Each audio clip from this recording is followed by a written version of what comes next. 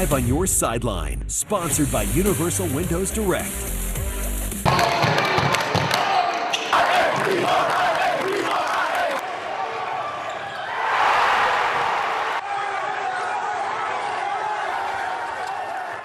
Welcome into 5 on your sideline. I am Corey Miller, and this is a huge night. We have sectional titles and district championships to hand out on the court. That's right, Corey. Some hardware on the hardwood. I'm Annie Kroll, and not only are we packed with high school highlights, we have a whole bunch of college and even pro teams in action. But you know, we have to start with the prep playoffs. So, Corey, will you take it away? Let's do it. All right. Let's go down to Carterville. Breeze Central and Altoff for a sectional championship.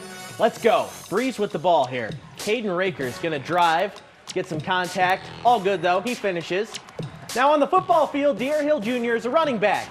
But he does a pretty good DB impression with an interception and finish on the other end with a layup right there. Great game here. Fourth quarter, Central's Conlon Haar hits the corner three to keep the Cougars alive.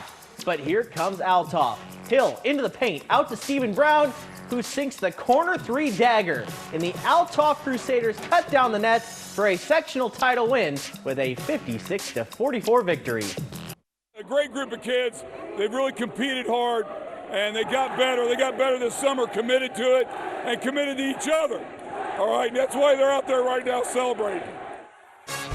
And just down the road in Marion, it was another area sectional matchup. Centralia facing Triad for the big trophy. Centralia is going to start things off. Archie Gowie with the three right in front of our camera. Then it's Dustin Collins with the steal for the Orphans. He's going to end up finding 25 underneath on the break for the fast break bucket. But here comes Triad. Tyler Thompson takes it into the lane and gets the very nice lay-in for the Knights. Triad working inside one more time. And it's Thompson once again who eventually is going to finish this one off as well. Powers his way through. Triad overthrows Centralia for their second ever sectional championship, 28-26. The Alton girls played Kenwood from Chicago in the Class 4A state semifinals this morning. It's the Redbirds' first ever trip to state.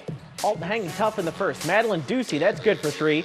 Then on the break, Kyoko Proctor to Talia Norman. We got a 5-point ball game. Second half, Redbirds hanging on still. Jairus Powers for three. A lot of Alton fans made the trip. They love it. Redbirds down one at that point. Fourth quarter now, Proctor to Ducey. That made it a 3-point game late, but unfortunately, Alton just couldn't claw all the way back. Kenwood wins 61-55, but still a great year for those Alton Redbirds. And I just got back from a packed house at Webster Groves Friday as Principia tips off against Montgomery County for the Class 3 state quarterfinals. It's going to be Quinton Coleman who's going to try this first. Doesn't go for the Panthers. Bank shot caught by Wyatt Slay. Still no good. Seiko Sacy finally gets it in. Montgomery County is going to try to do the same. Tyler Irwin does a little dance in the paint, and that's good for two. Then it's Principia again. Norgassum Torre. Norgassum runs it in and floats it in for the basket. How about one more, though, for the Panthers? Ron Henry helps put this one away. Principia advances to the semifinals, winning 77-55. Semifinal matchup of the area's two most prolific scorers, St. Mary's Irie Collins and Vianney's Luke Walsh, averaging 31.9 and 33 points respectively. Walsh first from another area code. We're used to that. Then Collins, steal, bucket of his own. Here's the play of this highlight, though. Marvin Niels puts it up, and Gary Johnson finishes it off for St. Mary's. What an alley-oop. Let's go another steal for Collins. Another fast break bucket for the Dragons. I tell you what, Walsh is in range anytime he's in the gym. Look at these two triples from way downtown. A great game and hard-fought final score, but Vianney wins on their home court, 74-70. Quite the nail-biter. University City was at MICDS for the district championship tonight. U City was going to start rocking early. Terry Evans, the fourth, gets the basket underneath. Makes it look easy. Rams' Jason Stoke is going to decide to get fancy behind the line. And then it's Tyler Ray's turn with a little MICDS trickery underneath. Throws to Brandon Clemens in the corner, wide open for three. This was a fun one. Watch this. Ball gets away once, and then it gets away twice. Oh. Finally, third time's the charm. Stokes picks it up for the shot, tries to throw it up, no good, stays with it, gets the basket.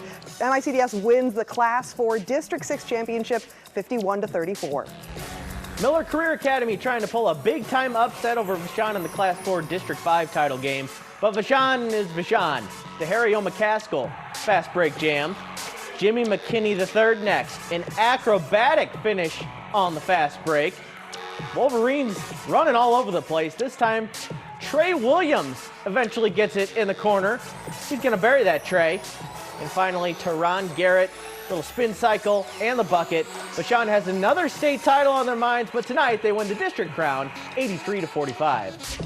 Gateway, Textern, and Clayton for their district crown. Matthew Hurst is going to teardrop this one in the lane. That's good for Clayton. Then it's Gateway on the break, and Marquan Holman finishes it off. Gateway gets one more steal, and they're going to get another break. Keith Jacobs would finish that one. The Greyhounds had district title dreams at home, though. Eli Faust with the bucket as Clayton wins this 71-58. It was deadline day in the NHL. The Blues let it pass on by with no moves to report. The group they have now is the group they're going with for the playoff push. Here's Doug Armstrong on the quiet deadline day for his team. It's an uphill battle. I'm not naive to think it's not an uphill battle, certainly with Colton's situation. But I hope they have as much excitement in this as our fans do about what they've accomplished and what we hope they can accomplish by pushing and playing meaningful games and staying on task and not getting frustrated and just staying to what they've done the last couple of weeks. The Blues are playing right now out in Anaheim, and it's a return to California for Cam Fowler. The Blues defenseman played 991 of his 1,025 career games as a Duck. Blues struck first in this one. Alexei Toropchenko just going to put it on net. Lucas Dostal can't handle it. Wobbles in for a goal. 1-0 Blues. Ducks would respond to end the first. Sam Colangelo going to light the lamp. And right now, after one, we are tied at 1 out in Anaheim.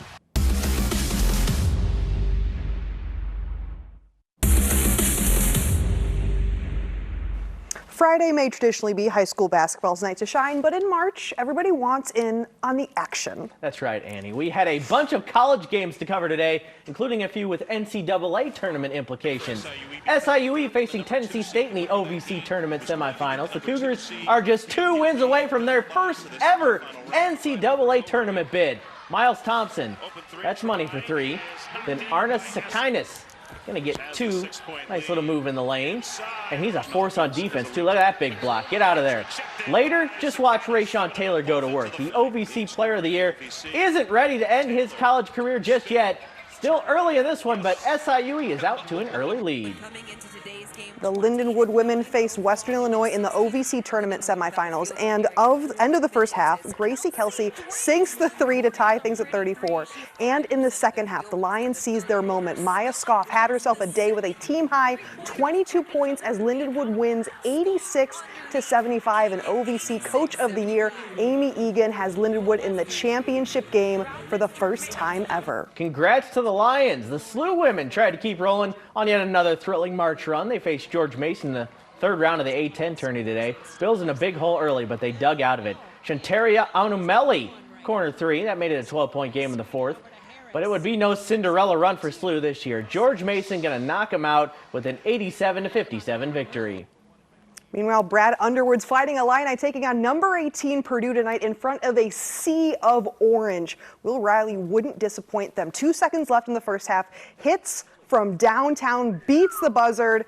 Understandably, Illinois fired up. Then, tied at 79, this 3-pointer from Kasparis Yakonis would give Illinois the lead. They wouldn't let up the rest of the game. Some missed threes from the Boilermakers with only seconds left means Illinois beats Purdue 88-80. Missouri Valley Tournament, top seed Drake taking on Southern Illinois without former Chaminade star Damian Mayo. He's out due to concussion protocols. Salukis did have Vashon Kennard Davis Jr. though. Step back, 3. Davis had 10. Drake has its eyes on the big dance though. Isaiah Howard had 21 off the bench as the Bulldogs win 70-53 to advance. We'll be right back.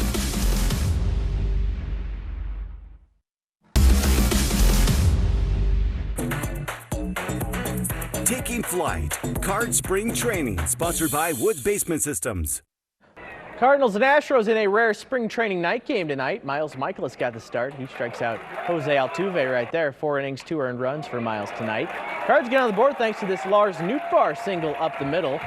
Here's the big blast in this one, though. Ivan Herrera crushes that pitch out to left. That's a 2-run shot. 2 hits for Herrera tonight. Cardinals beat the Astros 6-4.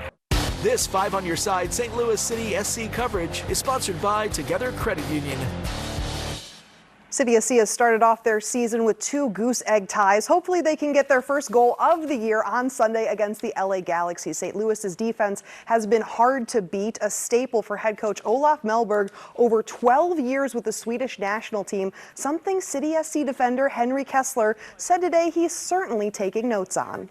A little bit of deception, kind of, changing direction passing-wise. So, maybe face one way, cut it, go the other way. That's one specific thing. Another is driving, protecting the ball at the same time, So maybe I need to watch some more Olaf film. And I was at that home opener. I mean, it's just fun to be down there, so hopefully we're going to get that goal that we really, really need. I think it's coming. We're going to get there. I think it's coming. That'll do it for 5 on your sideline tonight. For Andy Kroll, I am Corey Miller. Have a great night, St. Louis.